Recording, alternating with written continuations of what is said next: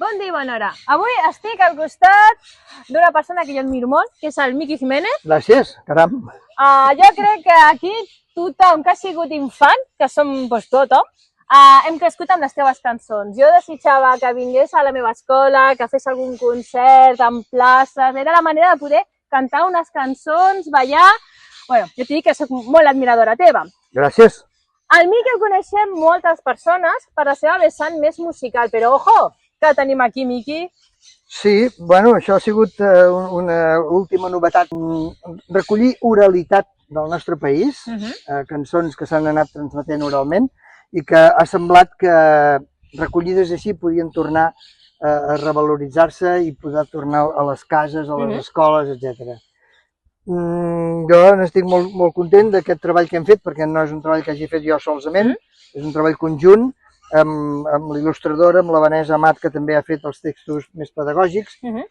Bueno, i és una mica, sí, un resum de potser la meva feina que he anat fent amb tota la vida, dedicada a això, al món educatiu, tant a l'escola com amb l'agrupament Escolta, o sigui, a l'educació més reglada o no tan reglada, i després espectacles al carrer, que també, com tu havies dit, a Terrassa en deuen estar fins a capdamunt tots els nens i nenes, perquè he tingut la sort de poder voltar per molts barris de Terrassa, per moltes escoles, i sí, hi ha canalla, doncs això, que et passa i diu, ei, Miqui, no sé què. Sí, bueno, és que hem crescut amb tu.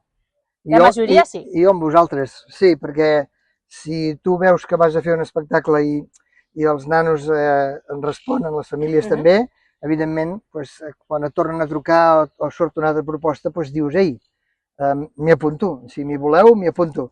I realment jo n'estic molt content d'haver-ho pogut fer aquesta feina.